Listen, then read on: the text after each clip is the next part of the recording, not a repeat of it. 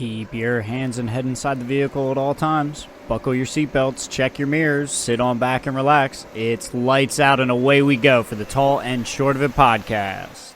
Good evening, everyone. You're listening to another episode of the Tall and Short of It podcast. I'm your host, Justin. And I am Aaron. Welcome back, ladies and gentlemen. We've got a fun episode for you today. Putting this out a little earlier because we've got the Thanksgiving holiday on Thursday. So this will be coming to you on Tuesday night and Wednesday on YouTube. But we do have the Qatar Grand Prix recap, along with some Magic the Gathering and probably a little bit of spice sprinkled in. So Justin, how's it going, man? Yeah, it's going really well. Looking forward to this evening's episode. Good to see you. Good to be here with all of our beautiful listeners. Tell me how you're feeling, Aaron. I'm feeling good. I'm looking forward to the Thanksgiving holiday this week. My grandparents are coming to visit from North Carolina, so I haven't seen them in probably 2 to 3 years. Just because I haven't been able to, actually maybe slightly longer than that. I haven't really been able to make it down there in a while. They don't do quite as much traveling up this way, so I'm looking forward to that very much. Nice. But how about you? Any Thanksgiving plans? I know the holiday traditions are not your tip-top thing, but I'm sure you're going to be spending some time with families and whatnot. Well, I don't know how much you want me to ruin the holiday spirit, but yes. Well, actually, I don't have to ruin the holiday spirit. Let me spin it. Okay. Let me spin it to a positive. Sounds So you asked, we want to talk about like Thanksgiving traditions, like holiday traditions, but we'll focus on Thanksgiving. So I think the good place to start would be that this is a year of changing the traditions. Okay. And changing the status quo of what is expected. Cool. So we've talked previously. There's been some. We can just use the term turbulence, in the family. Well, and not just that, like in terms of that as much, but I know that like you have never I feel like you're not really ever a big gung ho holidays like. Let's listen to Christmas music and throw up lights and decorate the tree kind of person in general for the Christmas and winter holidays. So it was also in reference to that, not just the family stuff. So sure. Well, that's a good clarification to make. But yeah, it's mostly tied in with family for me because, like you're saying, I don't think that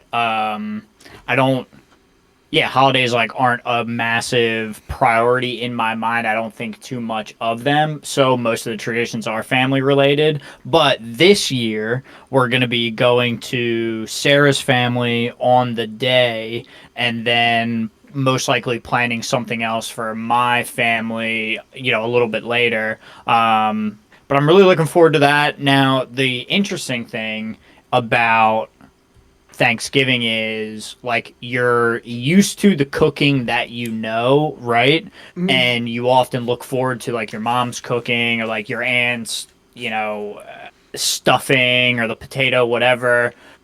So I think the one tradition that I have trouble with is enjoying another meal. Because often, it's a different take, that's got cheese on it, that's sugar on a bun. And so it's weird experiencing the holidays from the food perspective. Gotcha, because it's just out of your normal routine and everything. It's not necessarily your go-to foods. It's it's the holidays, so this is what you eat at the holidays and all. Right. And so, yeah, that makes sense.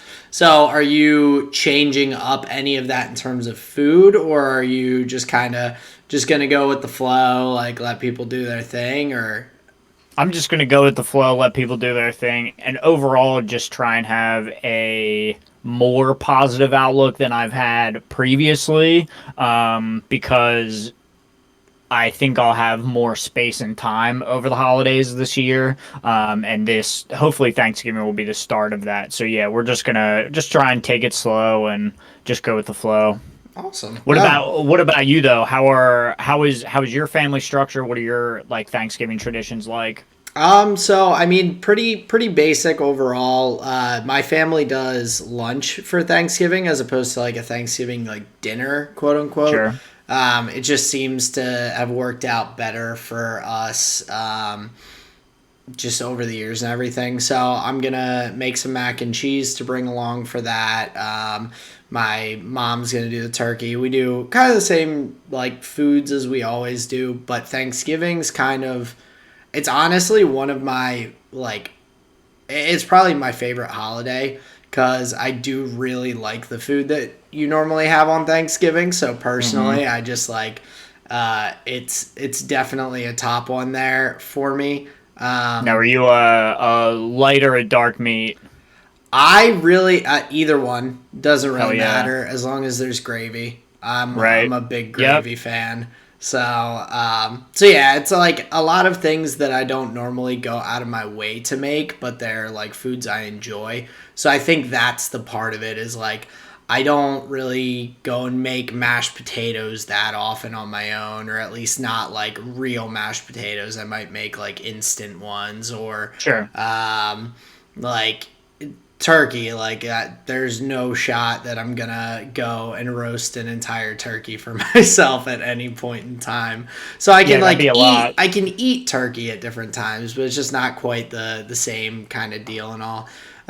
So I'm looking forward to that, and then also like this year, Thanksgiving traditions will be changing slightly because Colleen, her family does stuff later on in the afternoon to evening, so we're gonna just go and visit her family for dessert and enjoy that in the evening, and also kind of Nice. adding that additional little um like part to the plan and everything. So looking forward to that and all.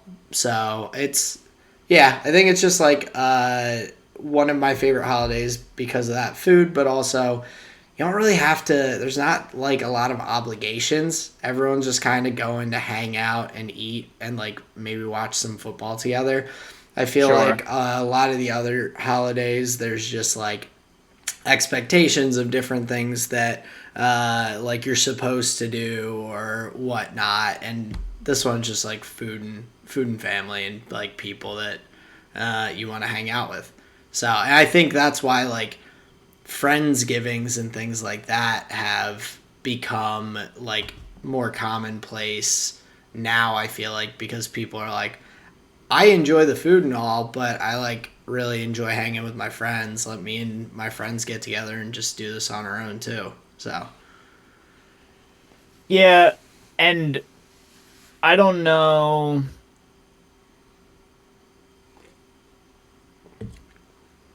I have a feeling that that's like what most of the holidays are. It's just like the food and family aspect of it.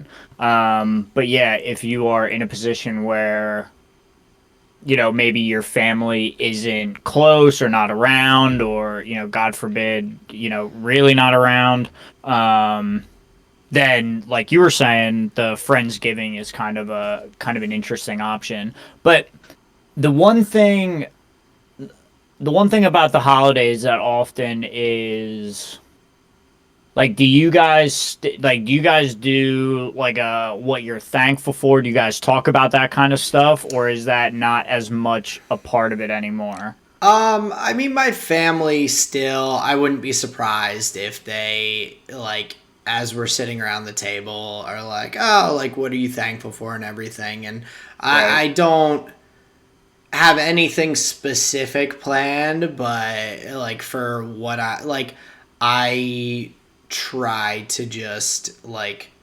generally live my life not taking too much for granted. I mean, there's Sure. obviously things that like you're going to in life. There's like things get busy and you don't really necessarily think about that. Your mind's like preoccupied and whatnot. But just in general, I'm like pretty like just thankful for like where I'm at in life. I have a steady job. I've got like good friends, girlfriend, family that I like enjoy being around and all. And so like I don't have like a super specific sense of that. So like the what are you thankful for kind of question doesn't really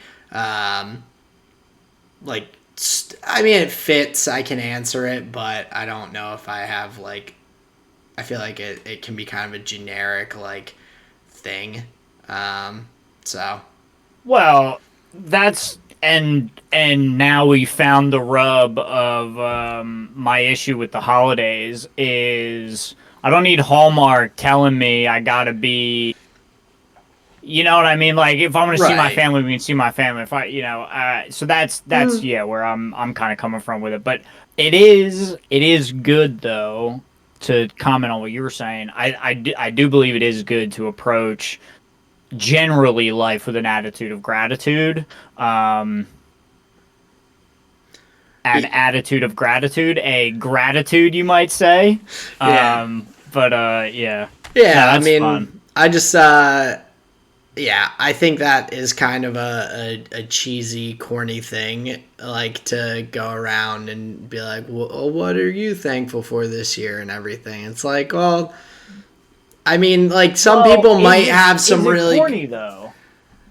Because how else like why what else are you there for? You got to connect over something. I feel like maybe it is useful to check in like that every now and again, and because like what if your brother says something like really crazy, and then you can all be like, well, maybe this family is straight a little bit if that's what you're thankful for. It's like I don't I know, man. maybe a little reality check kind of thing. Dude, I'm just trying to play devil's advocate for the Yeah, holidays. I could give a shit. yeah. I don't know. I think it's just another like you don't have to have a reason to like hang out with family or anything like that, but it's definitely a way that kind of brings people around. So that's For kind sure. of that's nice because I Yeah. like I mean, my family's not too far away, but I still don't like see them as much as I would if I lived a little closer. It's more of a like a trip, and I feel like with my family, we kind of see each other for like events. So, Mm-hmm. uh, it's just another event that's like a good way to take time to go spend time with them and all. So, Sure. and having work off is not a bad part of it either. So. Yeah, that's a big bonus of it as Yeah. well. So, but speaking of family and events, Mm-hmm. to get into the rose, thorn, and seed for myself this week, Mm-hmm. my rose was that my family did come up here to visit this past weekend. My brother was running the Philadelphia Marathon. He did a really awesome job. He beat his like goal time and everything. He also finished, which is like a I mean Sure. That's a 26.2 feat in and of miles, like itself. yeah, Yeah. like so Now big was that props the to first him. marathon he's done? It was, yeah. So Wow. he Kudos, he dude. trained for most of the past year for it and everything. Like really had his like plan set out and did a really good job. So we got to fortunately like the course came pretty close to my apartment, so I was able to host my family and his in-laws and all for like a bit in the morning. Then we went down to the race route, saw him come by and everything. Got to cheer him on a little bit, and then they hung out for a few minutes. So it was cool seeing Damn. and like really impressive for my brother. So big props to him. I thought that was cool. So that is my rose. That's dope. Yeah, like honestly, extreme. It just the time that he was putting into that, like along with like working a full time job and everything. Like he was, I mean, he was doing towards the end. He did some like 15 to 20 mile runs as training runs, and so just like the fact. Like a 20-mile run at the pace that he was like running is still that's like 3 hours of Right. running Just for running. a training run too. Like Yeah. that's not even like for the That's actual event. crazy. So just like putting that time and dedication in is like it's very impressive. So it was I agree. pretty cool to see. Shout out to your brother for the, what'd you say, Philadelphia Marathon. Philadelphia Marathon. Yep. That's epic, dude. And my thorn this week, and I think I probably mentioned it last week, was I was dealing with this like situation with the dog bite and everything at work, and that just was frustrating because it took up way more time than I would have liked dealing with it, which you wouldn't think that it would take that much time, but I had to talk to like the resident whose dog got bit, like called the office every single day, and I was covering for the property manager, so I was just sitting there like having to talk to her for like half an hour, having her ramble on about the same thing that she told me the day before for like Right. half an hour, and listening to her freak out about how they WebMD'd and are concerned that her boyfriend might end up with rabies and like all this other stuff. And I'm just like, it was just too time consuming, and I had plenty of other things that I really would have liked to spend my time doing at work that I could have like Sure. checked things off my list. So that was just like difficult and annoying throughout the week. I mean, otherwise, fortunately, not really any other thorns, but yeah, I don't like wasting time at work because I feel like I'm already like wearing so many hats. One of the guys with the maintenance team calls me Gumby occasionally when they have me covering for all these things, because he's like, you're just getting pulled in every direction. Damn. So yeah, that was just frustrating, like continuing to have to deal with that like daily and getting yelled at by people, and like just not a fun situation. So I guess back to back Thorn for 2 weeks running. But my seed is actually kind of our conversation that we had, talking about like schedule for the holidays and everything and figuring that Yep. stuff out. Like seeing you put out into words like kind of what, since we were just texting back and forth, like what you're feeling in terms of that, and like how we have a really good routine and a really good like solid kind of flow and everything going. It kind of like thinking through all that stuff really did like click when I was like thinking about it. I'm like, yeah, like I love doing this weekly. It's something I look forward to. If we have to take off a week periodically for someone's on vacation or like can't do it this week or whatever, so be it. But having something that we can put out for all of you listeners each week and everything is something that we look forward to and are happy to do. And hopefully this will allow us opportunities down the road to continue to put out some really cool content, whether that's being at different events live or like doing different things like that. I don't remember when the like League of Legends World Championships will be back in the US again, but hey, the LCS Championship has been in LA and New York and Chicago, and they've had stuff. So it would be cool to be able to, whether it be either of those things like F1, League of Legends, or anything else that we dive into, kind of leaving the door open to be able to create and come up with some really neat content down the road. Just like tickled my excitement little thing in my brain, and I'm like, Nice. that's a cool idea and something cool to kind of look forward to. So yeah. That's So- awesome. So I'm, that is I'm glad my, to hear it, man. my seed for this week. So how about yourself? Hit me with it. So I'll start where you left off. So my seed today,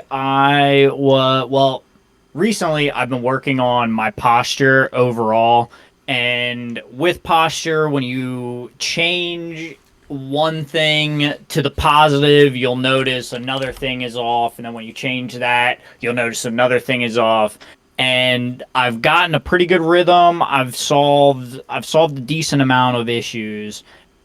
But today, I think I made some really solid progress. I was working on my shoulder and my neck and my skull. And weirdly enough, I found that working on my skull helped like drop the shoulder where my left shoulder was not sore previous to working on my scalp. But when I was done and I dropped my arms, my left shoulder was very sore to the degree that it told me it was like being held up for a really long time. And then whatever I did back here, let it drop and release. And so since then, I've been stretching it out and working it and just tending to it. And so I think I really made a breakthrough with the dysfunctions in my neck. Not that I had like significant issues, but just doing a little bit of postural improvement today. Oh yeah. Well, and that's like long term something that's gonna like just benefit you. I feel like anything like that. If you if something gets like bad enough, eventually it could cause issues. It might not. It might never. It might just be something that's tight and that's just the way that you stand, or that's just the way that whatever, and it maybe never actively negatively affects you. But by doing stuff like that, I feel like you're decreasing the opportunities for like things to come from just like bad habits with posture and things like that. Right. So it definitely doesn't hurt to work those things out. And then sometimes I guess you'll come across what you did with your shoulder that you're like, oh shit, like that's Well, yeah, and then you really feel like, oh wow, that's definitely moving in the right direction. And when I was originally writing my notes, I couldn't think of a thorn, but I guess that would be like a thorn with a positive connotation is just my left shoulder is a bit sore today in a way that it hasn't ever before, or at least not in a long time, to where whatever. I don't need to give you guys massage 101 or whatever. Check out Push and Pull, the other podcast we have. Yep. But yeah, that's my thorn, just a sore shoulder. It's not that big of a deal. But my rose, which we'll get into a little bit later once we talk about the Qatar Grand Prix. My rose is I've been jamming a lot of Magic, and what I was talking about last week of like getting in with the community and getting to know people, that has really been like opening up, and I'm talking to members of the community, getting games together, getting games more often. So yeah, a lot of Magic happening, and so that's like a big rose for me here. Nice. That's awesome. And I saw like the fact that you've been able to get in like weekly games and everything really for the past few weeks and all has been awesome. And I think it supplements kind of something that you had been looking for a while of like, well, like the Commander 9 group can't always get together, or this like Ian has to leave early for work here and there, or like people are out of town or whatever. But to be a part of a community where you could just hit people up and be like, hey, you guys want to play like this day, this time, and people are like, you've got plenty of people who are in, that's pretty cool. So definite options, which is a really good thing. But yeah, that is my rose thorn seed for this week. We can get into the very exciting, very new first time Qatar Grand Prix that was held at the Losail International Circuit. Give me your first impressions there, Aaron. It was really, I think it's really interesting to see a track raced on for the first time for F1 drivers, because you get to see kind of their adjustments and everything throughout the race weekend. But not only that, I think that watching them learn this track as well was very interesting. And so that was like the part that I found the most like entertaining throughout the week. Like there was definitely a lot of good stuff in the race and qualifying, a lot of interesting things going on. But the fact that, for one, the track is so, like, pretty significantly wide at a lot of areas on the track. There's a lot of room on the inside of turns. There's a lot of room on the outside of turns. There's a lot of just, like, space in general, that allows drivers to really take different lines, try and figure out what is going to be the best route to get around in the best time and everything, and to allow for a lot of interesting overtaking opportunities and everything during the race. I like having this map on, or this circuit on the schedule. Like, it's a really cool and pretty different track. I mean, there's very little elevation change, a lot of high speed corners that the drivers are not having to slow as much down for. So it's really a little bit of a temple of speed, like Monza a little bit. So Yeah, it was quick. That's for damn sure. I think the one of the big stories, at least of the race on Sunday, was the tire strategy, especially for the I guess it was a bunch of Mercedes engine cars. We had Valtteri with a puncture. Williams had a puncture with both Russell and Latifi. Yep. And was there another one? Didn't There, Gasly? No, Gasly was way up there. Did Gasly have a puncture? I don't believe so, but I know that there was someone else who did. But while you get that, yeah, that was like the craziest part of the race day for me was it whatever was pushing these teams to want the one stop, I think was like the big story of the weekend where they wanted to believe, or data was showing that it was going to be similar to other weekends where they could just one stop and just push, and those were even, I'm pretty sure, hard label tires that punctured, correct? They weren't medium. Yeah, they were hards.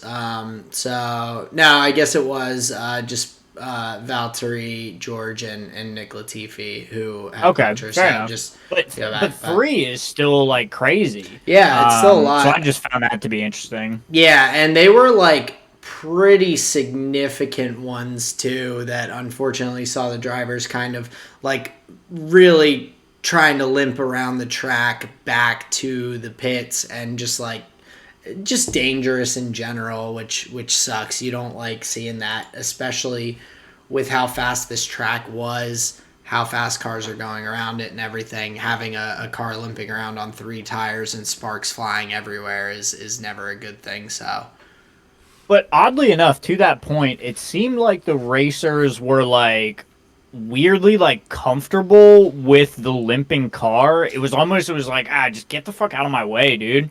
Where maybe this is what, a boon of the wide track that you were talking about, where a boon of the wide track where they were able to just swing wide around him and it didn't matter. But yeah, you're right. It was weird watching these dudes like do full laps on like a limping tire. kind of like Norris at the beginning of the previous race when he got that puncture going around and everything. Like, that was right on the initial straight before turn 1. So he was did an entire lap on it. So kind of similar situations here through the Grand Prix here in Qatar. But I guess the idea is because they're able to swap tires, swap like front nose, and keep on going. So it's in the interest of the race to have them just do that, because then they can get back in it. If it was like you catch a puncture, you got to pull off and get the fucking crane and pull it out, whatever. So there's 2 sides of a coin where, yeah, it's a little dangerous for a bit, but at least they are able to get back into the race.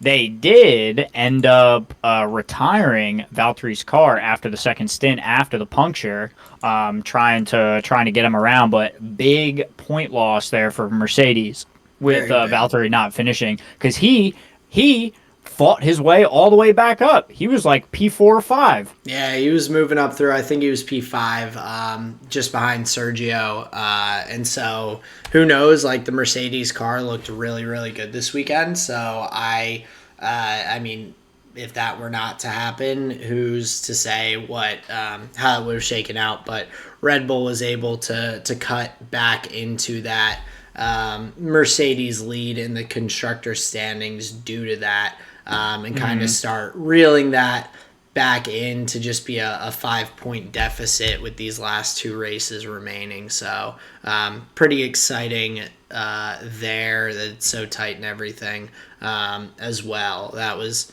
I think early on in the season we kind of were at a point where we expected there to be a nice title fight between Lewis and Max, but in terms of Mercedes and Red Bull, we expected Mercedes to just kind of continue eking out more and more of a lead week after week and all.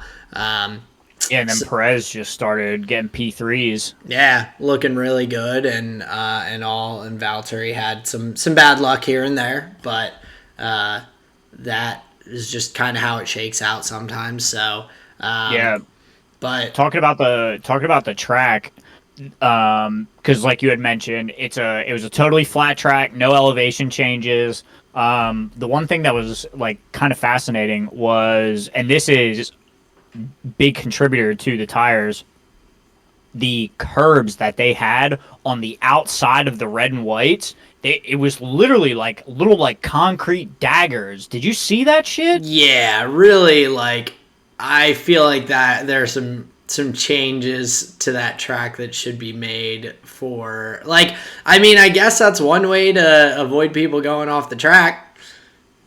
There you go. That's the kind of shit that I'm talking about when I'm saying like, do these tracks have to change? Like, are these cars getting too fast for the tracks?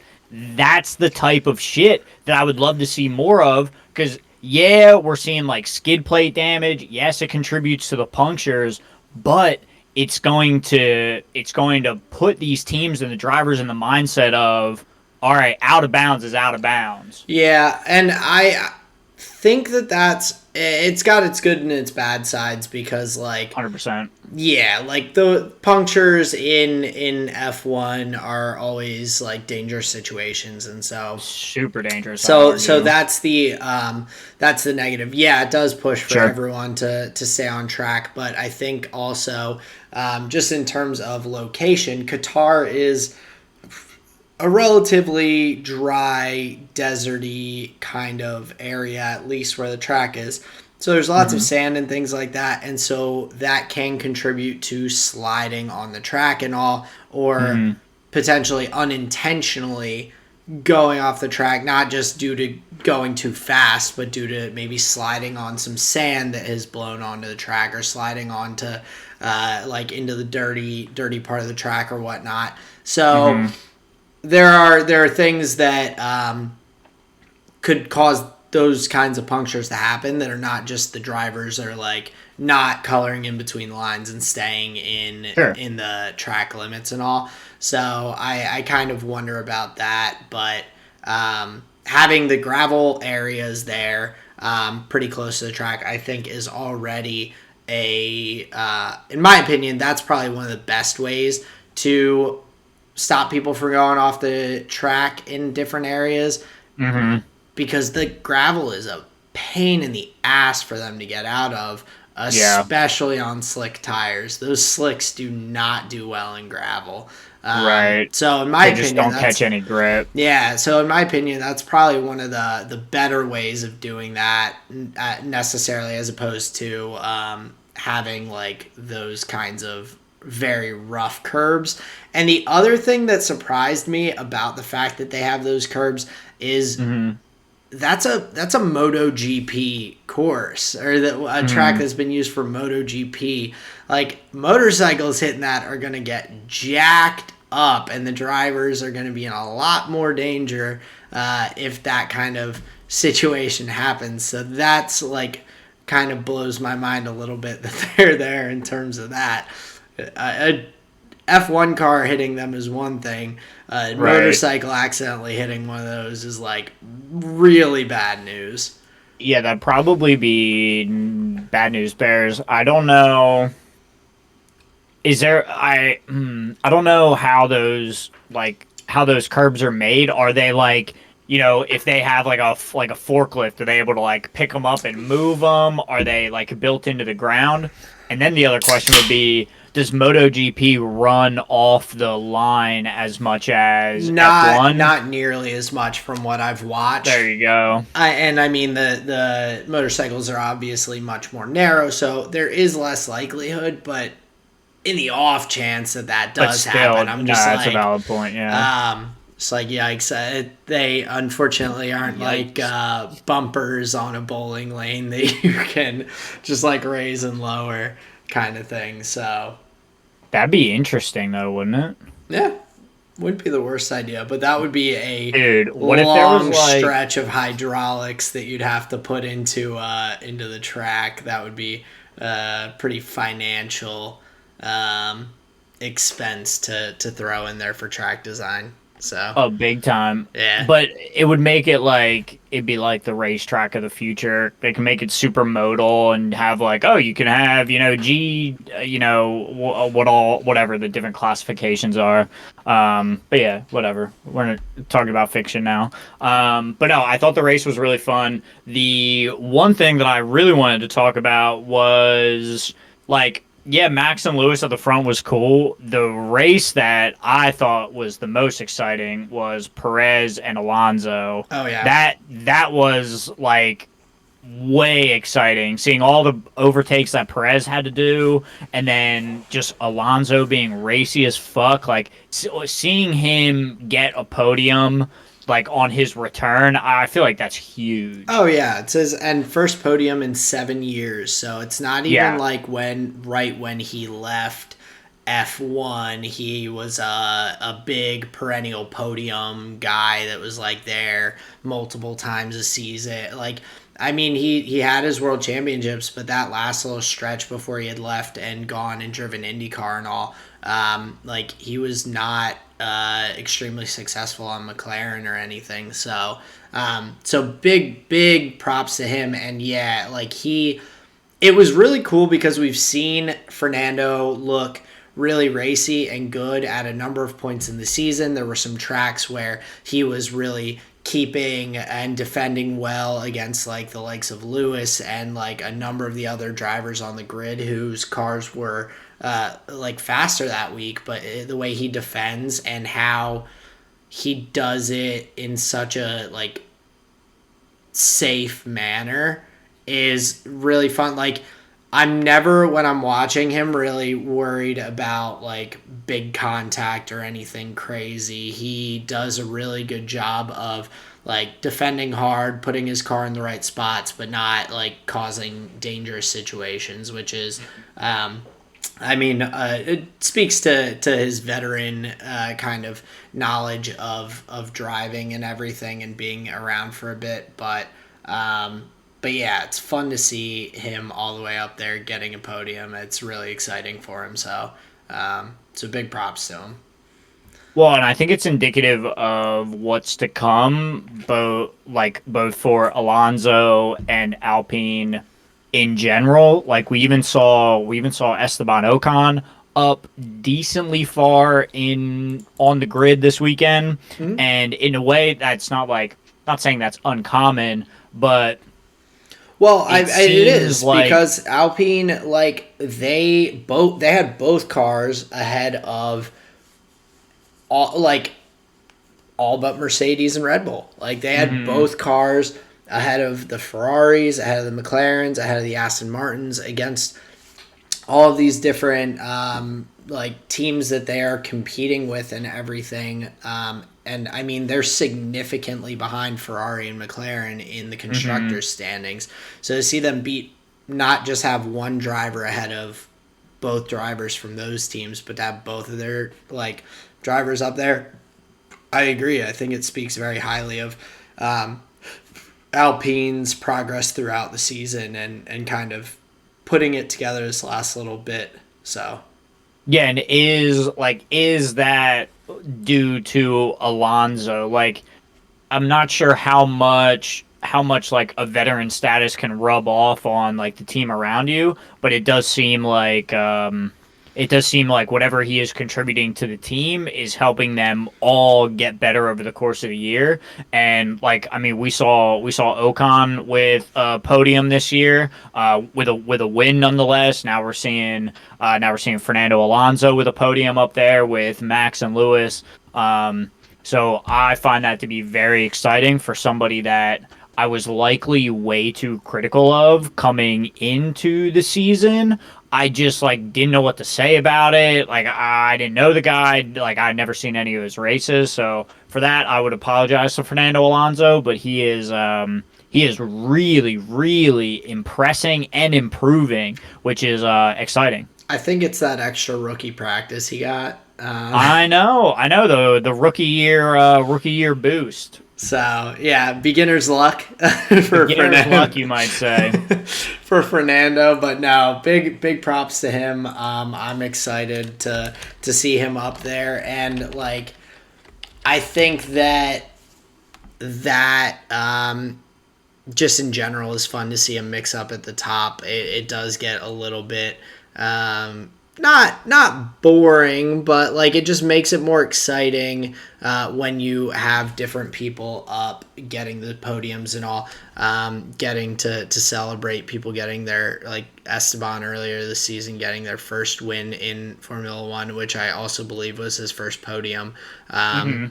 And then Alonso for first podium in 7 years, like that's pretty cool. And not only that, he like put in a really, really solid qualifying. Like speaking of, I mean, he was up in fifth in qualifying and everything. Was able to turn that into a third place finish. He did get a little bit of a bump up from Max and Valtteri, both with their grid penalties, which came in on, I believe it was on race morning, a couple hours before the race. Max getting a 5-place penalty and Valtteri for a 3-place penalty for ignoring yellow flags when Pierre Gasly got a puncture during qualifying. That's what it was. He caught the puncture during qualifying. Yeah, so right at the end, because Lewis, I believe, was the only driver who had gotten out of the garage ahead of Pierre. So Pierre was like second on the track, so every driver behind him had to slow up and everything when he caught the puncture at the end of his hot lap there at the end of qualifying in Q3. Yep. So yeah, definitely really like a solid weekend overall from Alonso and Alpine. And I hope that can continue into next season. Like I said, I think it will. It's fun to see some of these shakeups and everything. And with all the new technical regulations, we really don't know fully what to expect for this coming year, which is exciting as well. So Yeah, very much so. The other thing, speaking of like leveling up and getting better over the course of the year, which it's interesting to be talking about that still, only with like 2 races left, which just shows like how competitive it is and how really anybody can take a race on a Sunday, if they put the package together right, play the conditions properly, like Alonso was able to do. So that was great. What I do want to talk about as far as leveling up is the pit stop times.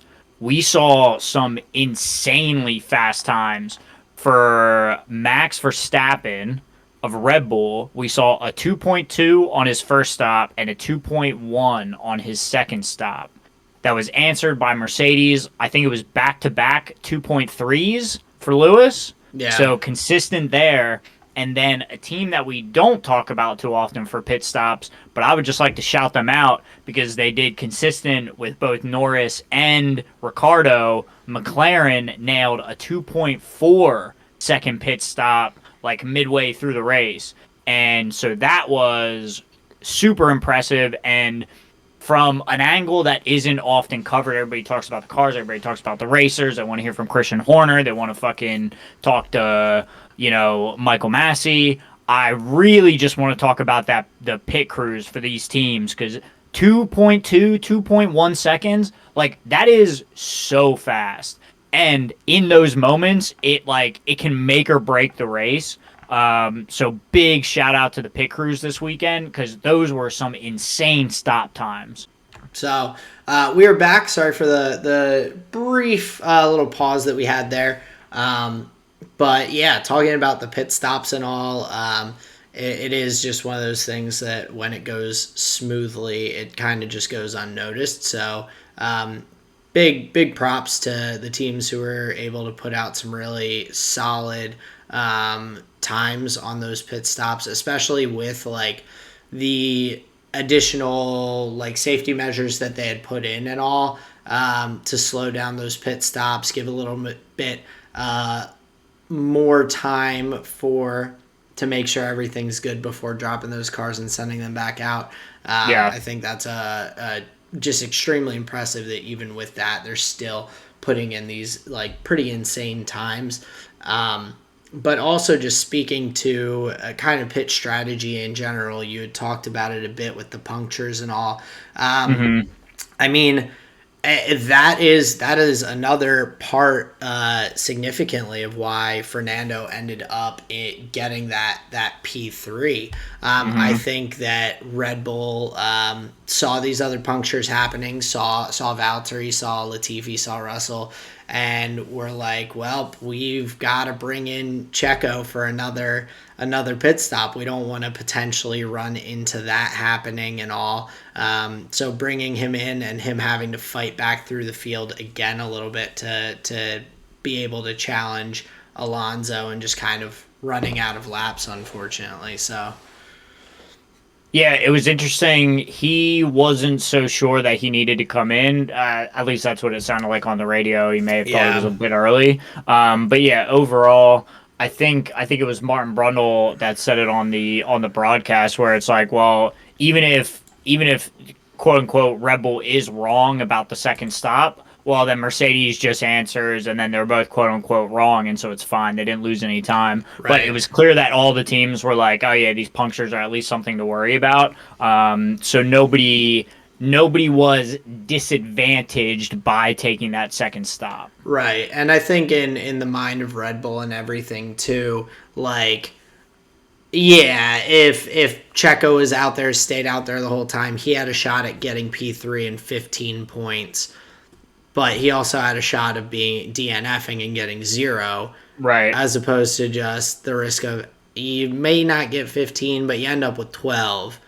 12 Hmm. is a hell of a lot better than 0, Yeah, as definitely. Mercedes is seeing in the constructors after this week, and Red Bull gaining back 6 points on them in the constructors fight. So Yeah, and like we had mentioned a little bit before, talking about Valtteri with the DNF, I have a note here where on lap 10, and this was I was really pulling for Valtteri in this moment. On lap 10, he went for the double kill on, I think it was an Aston Martin and an Alpha Tauri, I think and so. Yeah.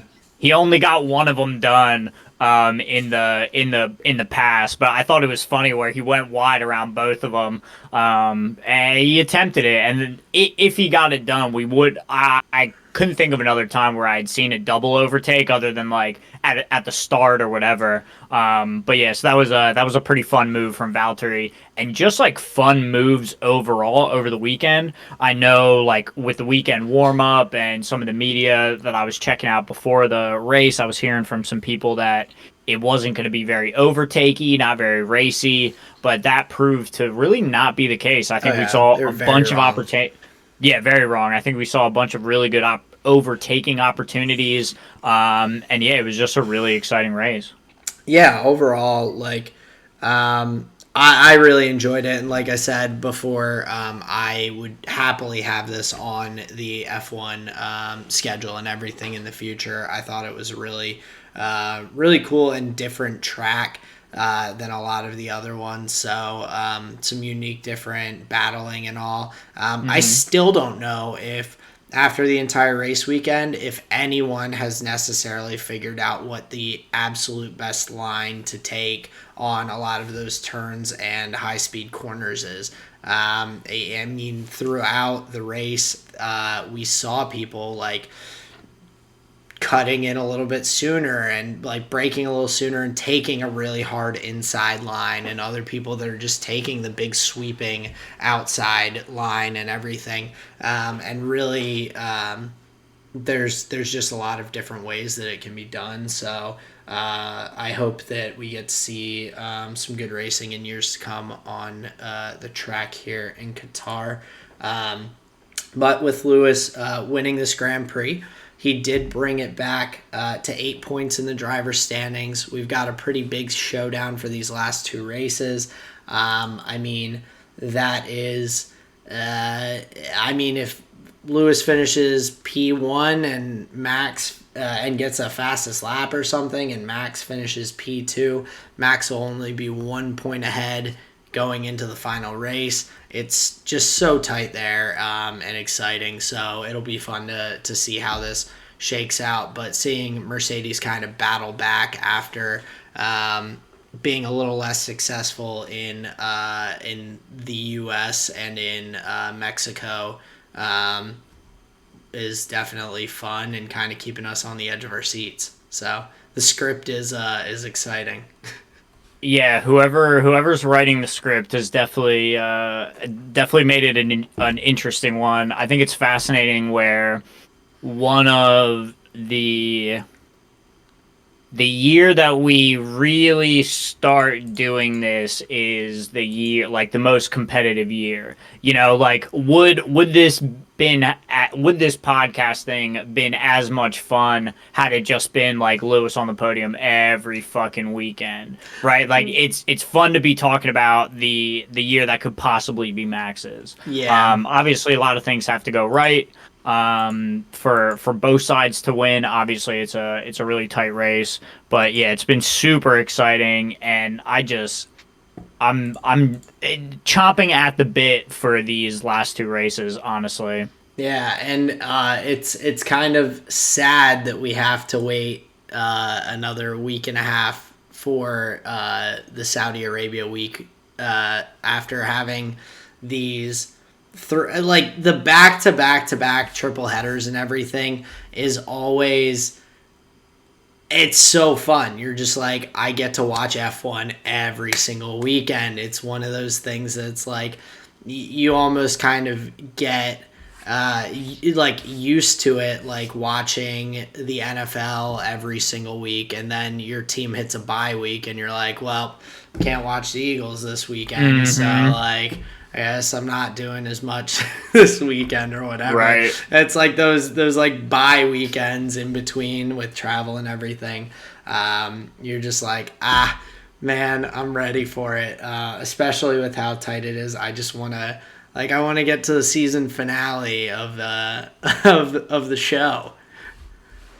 And I think we're very set up for a quite an exciting, because no matter who wins next race, like it's still going to go down to the final race, unless something really wonky happens to Lewis. I think if Lewis gets a DNF, that could be it. So I really I want to see it go down to the wire. That adds excitement. I hope I did not throw any bad juju out there. But that's really the only way that this doesn't come down to the final race of the season at this point. So very exciting. A really, really fun race weekend at the Qatar GP. I did also see a quote tweet on Twitter that is about one of the drivers that we didn't really talk about, which is Kimi Räikkönen, and it just like reminded me to kind of try and appreciate watching him these last two races, being his last two coming up in Formula One. But it's a picture of Kimi, and it's an interview quote. And so the interviewer asked, "How does it feel to drive at 300 kilometers per hour?" And Kimi just goes, "It feels normal." Like that's how he said it. And so for someone who's been in Formula One for an extremely long time and everything.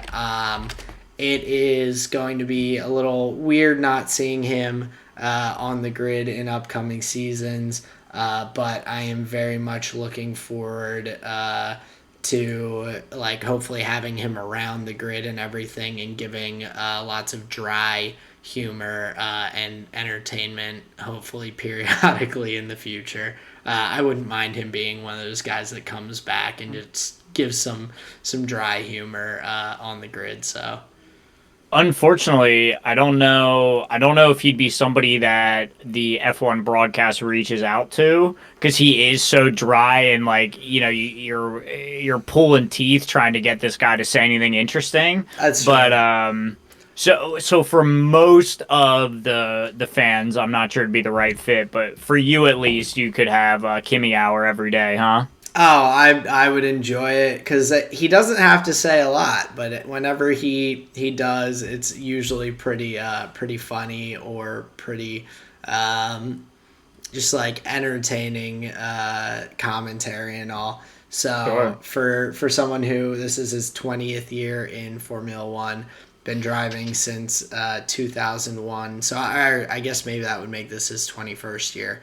Um, pretty Depends on when he started. It's like the Yeah, birthday well, thing. yeah, and he had like a year where he was out of Formula One, and so it's nonetheless a steadfast presence in F1 for a very long time now. So it will be sad to see him go, but I hope that he has a great time doing whatever he decides post F1, whether it's like sitting on his yacht and drinking beers with his buddies or or being around the grid, whichever one. I'm sure he'll have a good time. It seems like he's like, I do this because it's fun, so he'll find something else fun.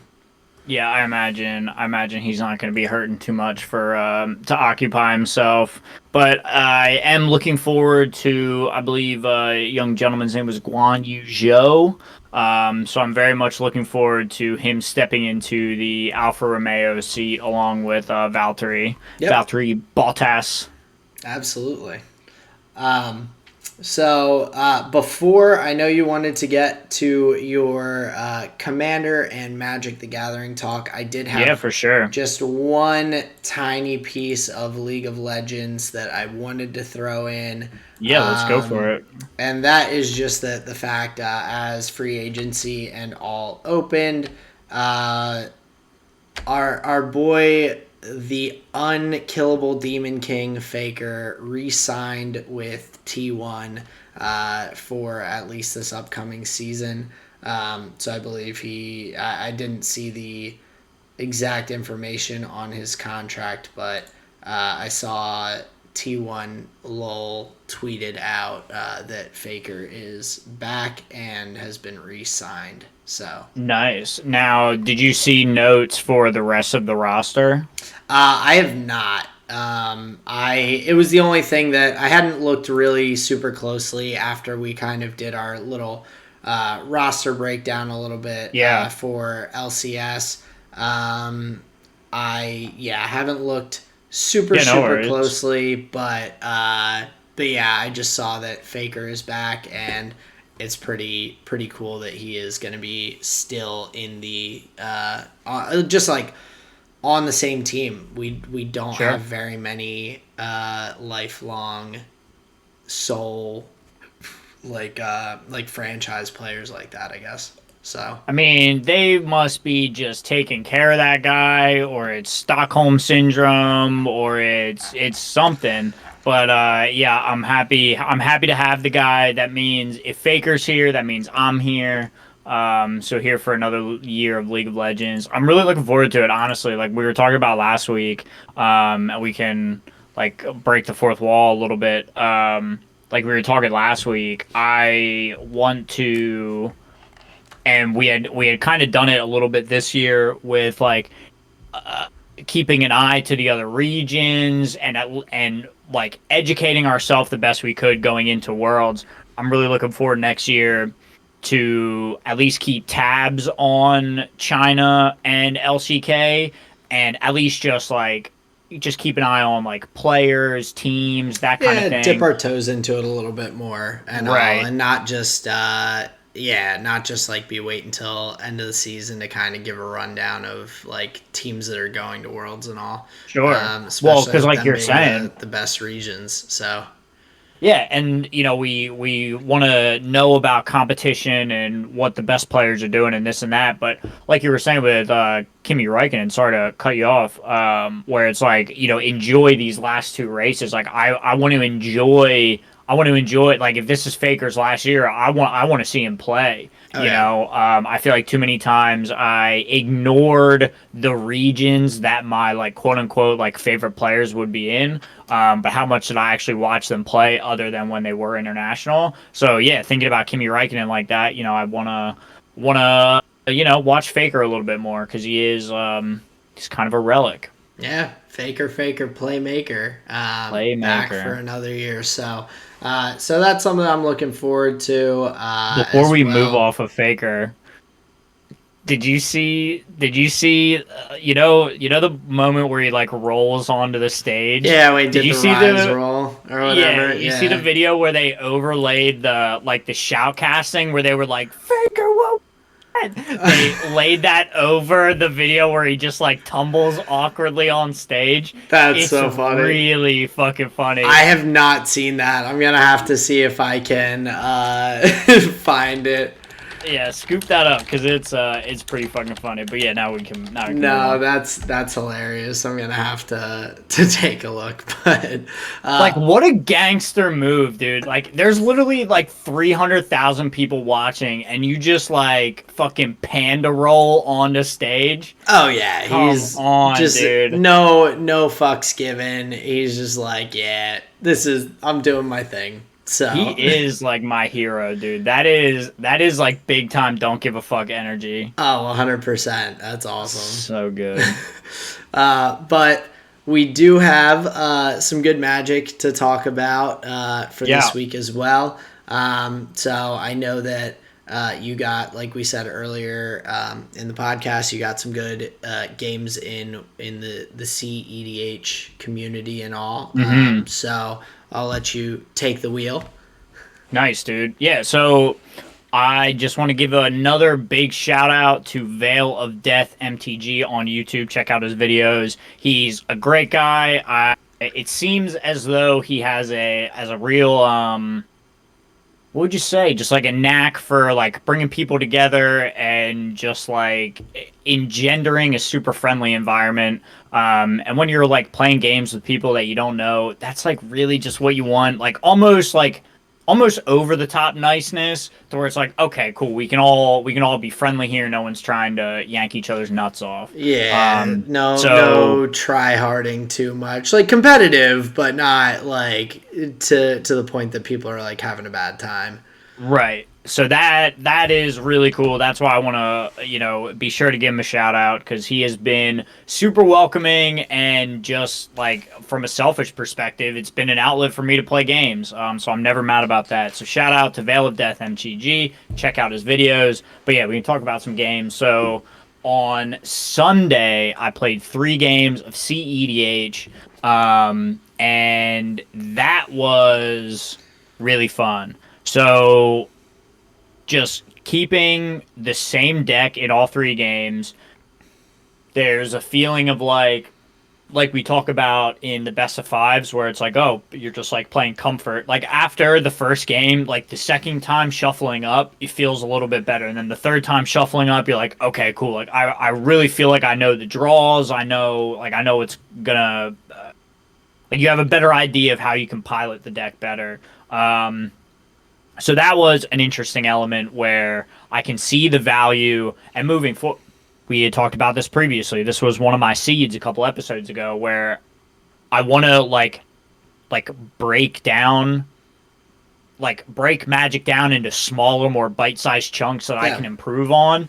And one of the things we talked about is just stay with the same deck. Like, there's no reason to think you've got to play 4 decks in one night. Yeah, but it helps that you're playing more often to be able to do that and not feel like those other decks are just sitting there unwanted, unused, Right. never to see the light of day, kind of thing. So that's nice to like a nice plus that's allowing you to do what you were kind of hoping to be able to do. So Right. So that was a big boon of Sunday was I just, made sure it was cool at the table and I just played Burgie all 3 games. And now like we can talk about the deck a little bit and piloting it. So actually I can well, say also shout out. Go before you ahead. do that, just like speaking of like, so you said you made sure it was cool with the table and everything. That Yeah. you play the same. So like, like what does that look like? Are you just like, hey guys, are you like cool? I'm trying to just get some extra games in on this deck. You guys cool if I play this? Like, Yeah, that's exactly what it sounds like. So after the first game, like there was no conversation beforehand as to like what people were bringing. Everyone just kind of like rocked up with a deck. But then afterwards, after the first game, one of the other players said, "Oh, he's going to switch," and then I just said, "Oh, do you guys mind if I just run with the same thing? I'm just trying to get reps in." And they all were more than happy with that. They're like, "Yeah, man, go for it," because it is this like people are there, yes, to have fun, but like they're trying to play in a way where it's like a competitive environment, not competitive, but like to use the namesake, like play to win.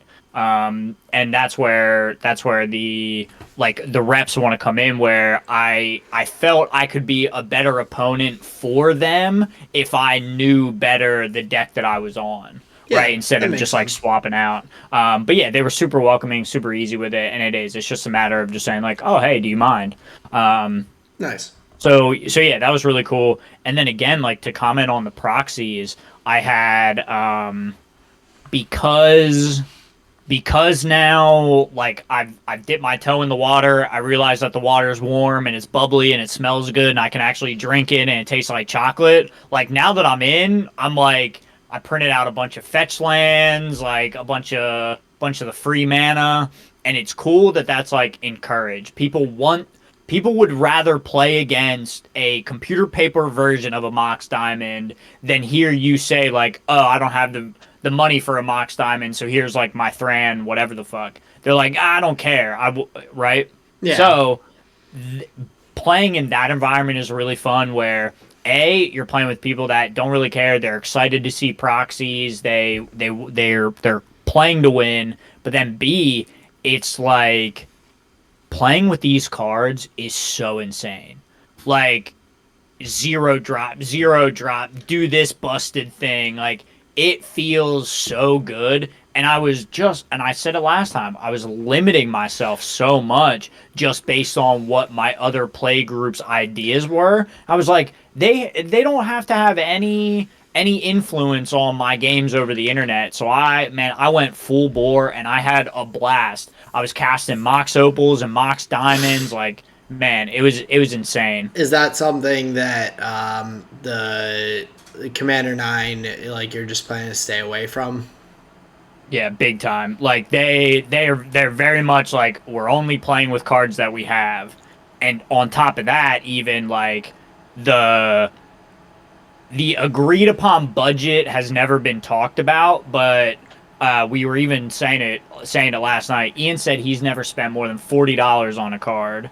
Jason said that he's spent, like, I know he spent some good money on cards before, but I said like the only thing that I bought is a Mana Crypt. That was the most expensive card, but like, we're not even trying to get up into that realm, right? Yeah. So it's very much the budget. Playing with real cards is very much a concern of the Commander 9 League, and but I'm okay with that. I like playing with my real cards too. Yeah, definitely. But I Yeah. mean, there's also like, I mean, you could get around that by just like buying a bunch of packs and boxes and shit like that if you would and like Well, hoping for pulls and stuff like that. Like you can still spend a lot of money into it without sure. like actually just buying individual cards that are gonna fit perfectly.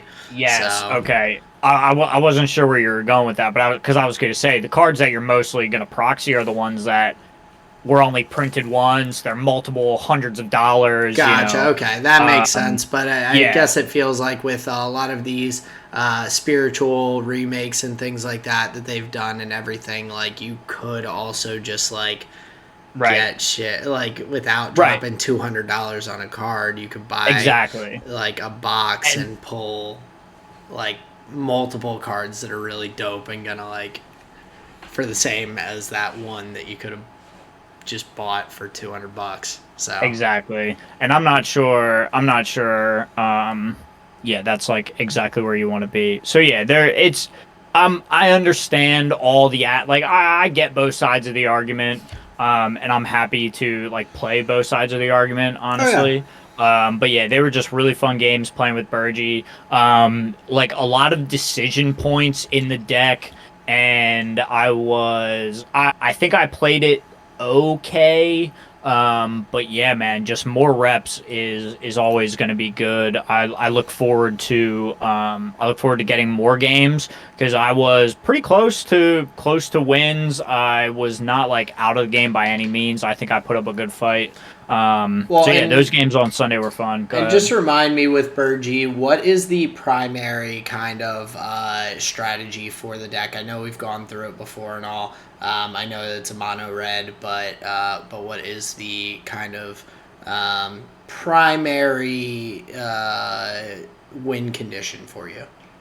So I'm basically looking for a storm victory where Right. I look for a grinning Ignis as my way to generate my storm count, and then Mm, I put that into an outlet like the Aetherflux Reservoir or a Grape Shot or an Impact Tremors, something that could drain the table or like kill the table. So gotcha. it's effectively a storm victory. So there's a lot of just like one mana cantrips that just say like do a thing, draw a card. Another one mana, do a thing, draw a card. Because Burgie makes a mana anytime you cast a red spell or anytime you cast a spell, I guess. So you use that to generate like mana positive scenarios and then you dump it into outlets to either draw more cards, do damage or whatever you're trying to do. Gotcha. So yeah, a lot of decision points and that's where the keeps come in where there were a couple games where one of the games I went down to 5 cards in hand. But when you're playing with the type of powerful cards that like we are in those decks, even having 5 cards in hand like isn't that bad because it's like a draw 7, a free mana, a couple of lands, and like a whatever. Yeah, a lot Um, less significant of a disadvantage kind of thing. yeah, Yeah. yeah. So So it was really fun to just play and learn in that environment. So yeah, Burgie was kind of a house. I look forward to playing her again. But then Monday we were playing with the Commander 9 League, and that we got 3 games in. I played 2 on Grumgully. He's a green and red little goblin guy. He's basically just a combo piece in the command zone for a persist combo. So he puts a +1/+1 counter on non-human creatures entering the battlefield. Persist says if it dies, return if it dies without a -1/-1 counter on it, return it to the battlefield from the graveyard with a -1/-1 counter on it. So the idea is with Grumgully and the persist, Grumgully's +1/+1 counter takes off the -1/-1 counter, so you can just sack the thing infinitely for whatever outlet. So in the first game that I played with him, I actually won with the combo with the Altar of Dementia. And if you remember, I talked about that card on one of our previous episodes where I was super happy to finally have a copy of it, and it's what won me the game.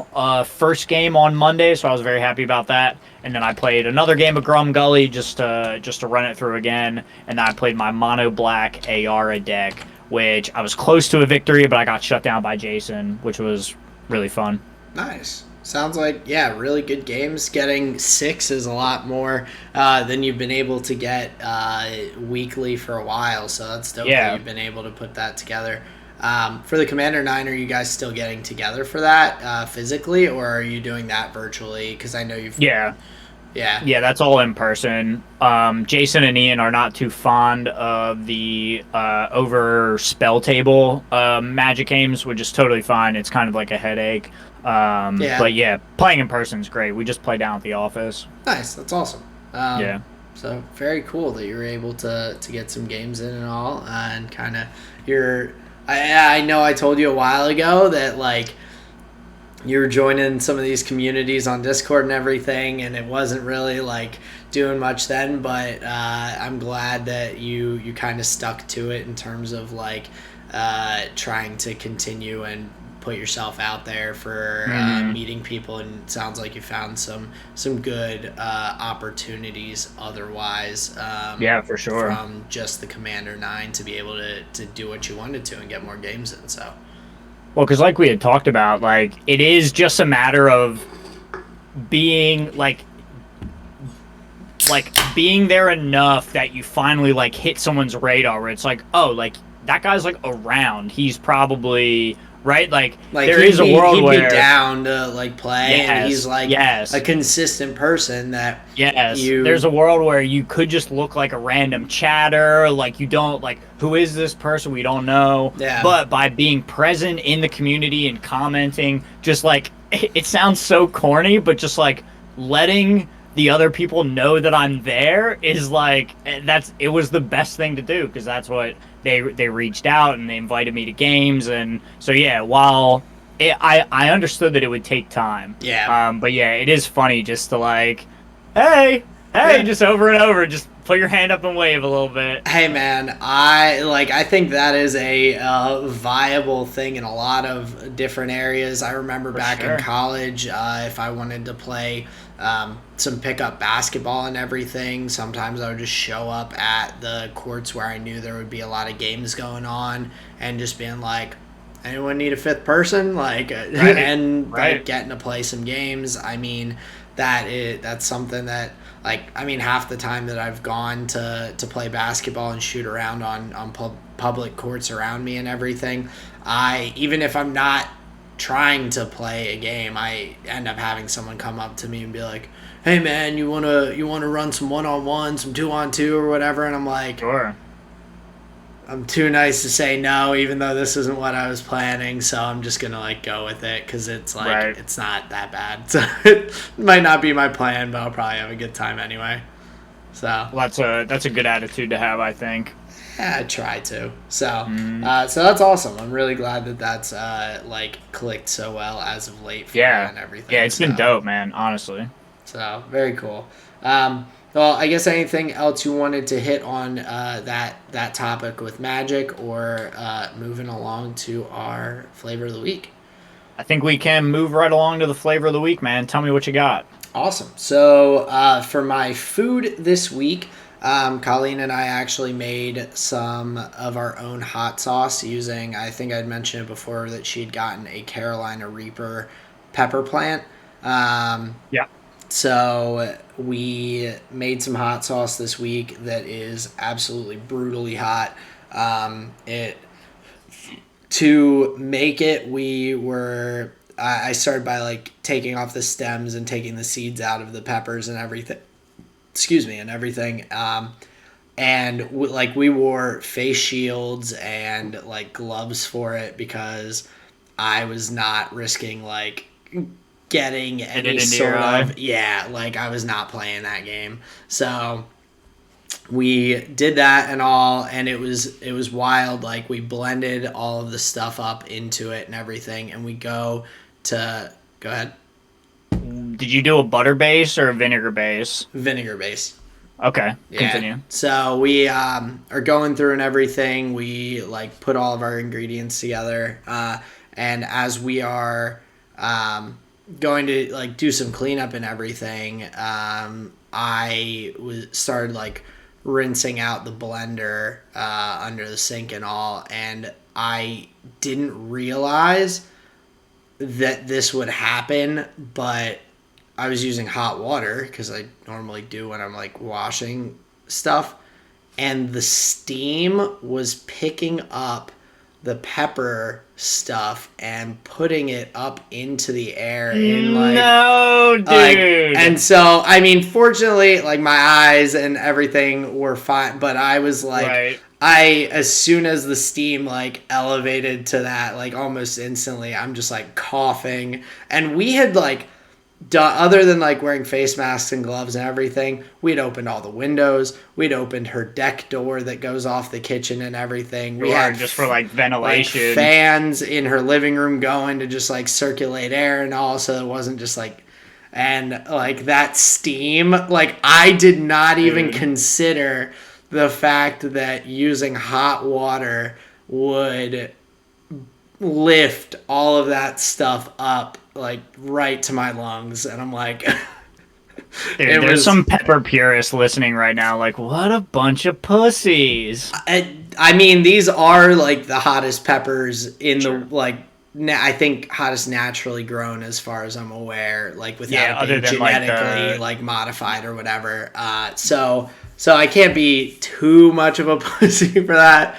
I did also, we had a Friendsgiving with some of my friends, and I brought the hot sauce along just to see if anyone was willing to try it. Did anybody cry? I got Shane to try it, and like I was literally just putting like 2 drops of it with a spoon onto like a chip and everything.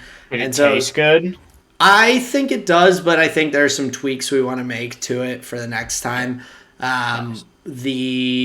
We have like garlic, cilantro, onion, the peppers, and all in it, and so I want it to have a little bit more of a garlicky taste. So we only had 1 clove of garlic in for the amount that we had made. So maybe next time doubling that, just seeing how it goes. But I made the mistake after using this spoon to like.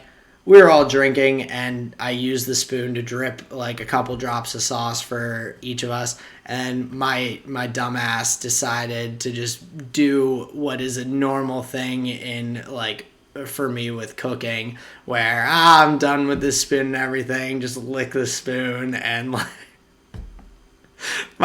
my like hands moved faster than my brain could, and after a few drinks, and so I very quickly regretted it. Had to step outside for a moment and have some cool air to breathe in. And, yeah, it was not my brightest moment. So, but very funny nonetheless. But it was cool making our own hot sauce, and that's dope. Yeah, definitely. Like I got to use it in an egg omelet, like omelets for me and Colleen over the weekend, and just put a couple drops into the eggs as we whisked them up and everything.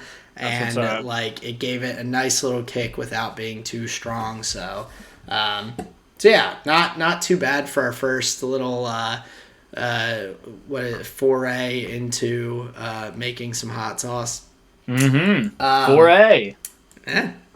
So yeah, using. I was saying that like it was your apartment number. Oh, nope. I had to think about it for a second. Not it.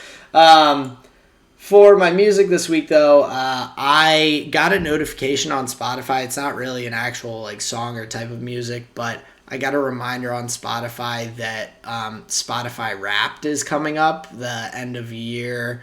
Oh yeah, cool. Like, tells you like all the stuff that you've been listening to and makes like some playlists for you of like your year recap. And so I'm just like interested to see like all the stuff that I've like listened to and what some of like the songs I listened to the most were, artists and things like that. I always enjoy like just looking through that and everything and being like, oh shit, like it's been a while since I've listened to this, and it always like pops me back into stuff that I was enjoying earlier in the year. So I'm looking forward to that in general, just for the sake of that, and being able to just have a refresher on some stuff that I was jamming to. So Okay, so it's like you can recap the year that way. Yeah, and like Okay, that's I'll be fun. like, That's fun okay, I then. was My initial reaction was wrong. yeah, it's like it makes some playlists like your recap, your like most played songs, most played artists, all those different things, and so it'll be cool to like just bounce back into that a little bit. Um, Dude, it'd be really funny if you had like imagine a buddy that like every year he told you like, dude, man, I just got done putting my end of the year playlist together. Like, oh, dude, that's what's up. Where it'd be arguably all of the songs that he listened to that year. What if you're like, oh, dude, let me see your phone. And you go back through. Literally every year's playlist is like exactly the same with just like dumb permutations, like one song different, or like it's like the live version of a song. It was just always the same. like I definitely have some carryover year to year, obviously, like Sure. especially like I listened to, I think one of the years it told me I was in the top like whatever percent of listeners to Mac Miller's music and all. Yep. And Yep. so I of remember that. course now with him not being around anymore to put out more music, when I do go back to listen to it, I am listening to the same things, so I'll end up Sure. with some of those same songs on the Spotify playlist and all. But That's yeah, it's funny. also like I've definitely had some different variations over the years, which is kind of, it's fun to see. um, so that'll be cool, Hmm. coming up before too long. And then for my visual medium, it was actually, I've just been watching. I had kind of taken a little break from watching too much or very much YouTube content from creators that I enjoy.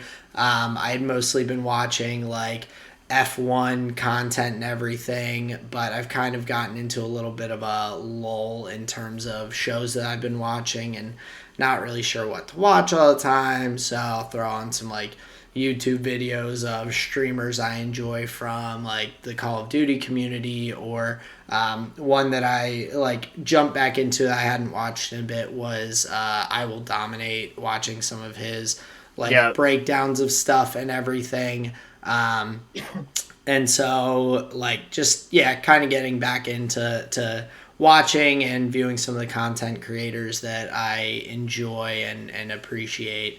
That's been kind of my visual medium as of late. So Nice. That's what's up, dude. yeah. So how about yourself? What do you got for this week? I've got a fucking spicy one for you, dude. Have Okay. you heard of Freddie Gibbs? I know the name. I Dude, check don't. him out. Check him out Okay. because I did the same thing. I did the same thing. I I've saw like him on my I recommended. and I I never know clicked on him. I've heard some of his music, and I feel like recently he's popped up on some different of my like Spotify like made for you Gotcha. playlist. Yeah. So I do like know a little Okay. tiny bit. Well, you So probably knew more than me going into it because I heard he put out a new song with Jadakiss called Black Illuminati, and it fucking changed my life. I was like, this guy is insane. Like okay. the his delivery, like I love his voice, the delivery, his bars. I was just like, this is fucking crazy. And then like Jadakiss on the back half of it, he's got like he's got like that kind of grown man, like OG type vibe going on, and it brought me back, dude. I was like, this sounds so good. Nice. So Freddie Gibbs, get on that shit if you're not listening. So it's Black Illuminati. One of the other good songs was 1985. The beat on there is insane, and he just like he's surfing on it, dude. It was so refreshing to listen to like this kind of rap and this kind of hip hop. So I was like, man, this guy's what's up. So Nice. Freddie That's so Gibbs, get on that shit if you're not listening. yeah. Um, my visual medium, Sweet Tooth. I believe it's on Netflix. It's on Netflix or Hulu, one of those. And it's about, I believe, like some apocalypse scenario. And it's just really like kind of wholesome but like kind of scary at the same time, Okay. and there's a lot going on to it. I will say the beginning, like me and Sarah were really thrown from like the first half of the first episode. I can see why just by looking it up. Yeah, we were like kind of thrown, and not just like from the subject matter. Also, like there were a couple weird moments in like that actually happened in the show where you're like, well, that's odd. I'm not sure, but we stuck with it, and it's been like really entertaining. Like obviously like big COVID-19 vibes and all, but yeah, it's super fun. Nice. It's super fun. I'm So Sweet Tooth. Well, and as another like just side note on it from me looking it up real quick, on Rotten Tomatoes it has a 98%, which is one of the highest like ratings I think I've ever seen, and that was from the critics ratings that they've had. The audience average score is an 88%, which is also still like legitimately some of the highest like ratings I've ever seen a show get on Rotten Tomatoes. I feel like Rotten Tomatoes is typically very, very critical in a like negative kind of way. So Gotcha. that's pretty dope that it's like it looks like you are in the same realm and headspace as these other critics that have checked it out and reviewed it. It's definitely been sweet. I didn't even know it was so well reviewed, but yeah, that's interesting. So yeah, Sweet Tooth, check it out if it seems interesting to you. And then my food for the week, I'll keep it simple. I had a good old fashioned Wawa hoagie, and they blow my mind every time. Simplicity, flavor, freshness, quickness. You gotta love it. It's one of my favorite meals. Yeah, their hoagies, their sandwiches too. Every now and then I'll like mix it up and get like a club sandwich or something, and their club sandwiches are like they slap. They are good. Yep. They slap hard, brother. They slap hard. I do have to ask at this time of year, did you get a gobbler? No, I don't give a shit. I don't give a shit about that stuff. Fucking your frozen cranberry, whatever the fuck. Your fucking medallion turkey and your cardboard potatoes in a bun. No. What the fuck is a gobbler? I knew the answer, and I just had to ask. That's with the so McRibs funny. And the fucking the Sherlock shakes and the dude. I hate Shamrock shakes. Whatever the fuck they're called, man. It all sucks. I just want honey roasted turkey and some mustard, brother. Hey, all that. No, that's I usually go for the honey roasted turkey and the chipotle mayo with some like spinach and tomato and stuff on it. So yeah, see, I feel at least reasonable. I just had to ask because I knew the answer. It get me so riled up so fast, dude. I know, I did. It's too funny. Well, ladies and gentlemen, that is what we've got for you here for today's show. Of course, as always, you can find us a lot of different places to listen to podcasts: Google, Spotify, Anchor. You can check us out on YouTube as well. We are on Twitter at Tall and Short of One. You can see us on there, interact. We're always happy to hear any feedback and anything that you guys got. So we appreciate that very much. But Justin, I'll let you take us out of here. Yeah, just let us know what you thought of the Qatar Grand Prix. Again, just thank you so much for listening. Thank you so much for spending your time with us. This has been another episode of the Tall and Short of It podcast. Gobble, gobble, everybody. Later.